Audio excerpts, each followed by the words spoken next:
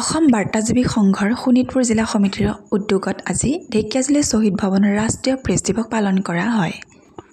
দিনৰ 1 বজাত অসম বাৰ্তাজীৱী সংঘৰ শোণিতপুৰ জিলা সমিতিৰ সভাপতি নাৰায়ণ ফয়লৰ সভাপতিত্বত অনুষ্ঠিত মুকলি সভা ঢেকিয়াজুলি সমজিলাৰ আয়ুক্ত দ্যুতিভা বৰাই উদ্বোধন কৰে।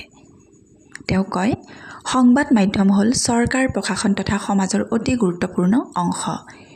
সেইবাবে সংবাদ মাধ্যমক অধিক শক্তিশালী কৰি তুলিব লাগিব। ৰাইজৰ মাজত সজাগতা সৃষ্টিৰ বাবে সংবাদ মাধ্যমে গুৰুত্বপূৰ্ণ ভূমিকা পালন কৰি আহিছে বুলি আয়ুক্তগৰাকীয়ে মত প্ৰকাশ কৰে।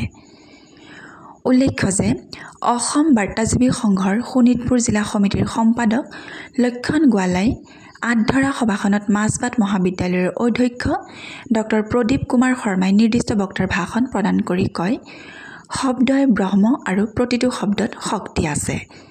গতিকে শব্দৰ ব্যৱহাৰৰ ক্ষেত্ৰত সাংবাদিকসকল সচেতন থাকিব লাগিব বুলি তেওঁ মন্তব্য কৰে। সভাত কবি লেখিকা পলি হাজৰিকাই এটি কবিতা পাঠ কৰে। সভাত বৰচলা চৰকাৰী আদৰ্শ মহাবিদ্যালয়ৰ অধ্যাপক ডক্টৰ কৰুণাকৰ পাণ্ডা, ঢেকিয়াজুলি জ্যেষ্ঠ নাগৰিক সংস্থাৰ সভাপতি বগীৰাম বড়ো, ঢেকিয়াজুলি মহকুমা নাগৰিক মঞ্চৰ সভাপতি সুৰেন্দ্ৰ খনাল, ঢেকিয়াজুলি শাখা চৰকাৰী পেঞ্চনাৰ সন্থাৰ সভাপতি কৰুণা দত্ত বৰা, আটছাৰ উপসভাপতি মোহন তাঁতীৰ লগতে বহুকেইজন গণ্যমান্য ব্যক্তি উপস্থিত থাকে। সভাত ৰাষ্ট্ৰীয় প্ৰেছ দিৱস উপলক্ষে 8জন সংবাদকৰ্মী সম্বৰ্ধনা জনোৱা হয়। জ্যেষ্ঠ সাংবাদিক আনন্দ কুমাৰ শৰ্মা, অশ্বিনী কুমাৰ শৰ্মা, বগা তপ্ন, হৰেণ ভূমিজ, লক্ষণ গোৱালা, পবিত্ৰ কুমাৰ দাস, আজিজুৰ ৰহমান, লোহিত বসুমতাৰীক সম্বৰ্ধনা জনোৱা হয়।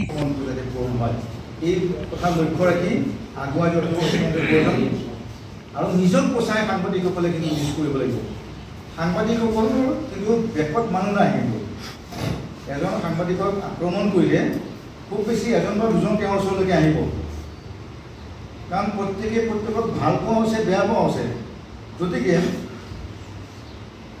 তেওঁলোকৰ পিছত যে মানুহ নাই সেই কথা জানি শুনি নিজৰ হাতত সম্পূৰ্ণ তথ্য ৰাখি পেলাই আগুৱাই যোৱাটো বৰ্তমান পৰিস্থিতিত সাম্প্ৰতিক পৰিস্থিতিত নিতান্ত প্ৰয়োজন।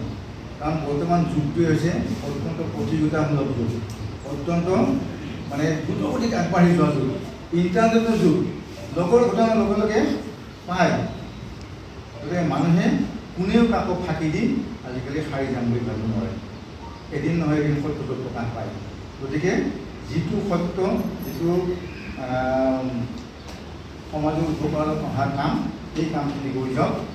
আৰু মই যিহেতু ক'লোৱে, সাংবাদিকতা কৰি কোনেও পেটৰ ভাত মুকাব নোৱাৰে।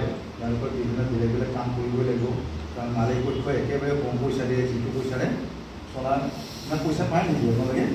নাপায় না, নাপায়। গতিকে ৰাইজৰ সেৱা কৰি আছে, ভাল কাম কৰক আৰু নতুন নতুন লেখক লেখিকাৰ সৃষ্টি কৰক।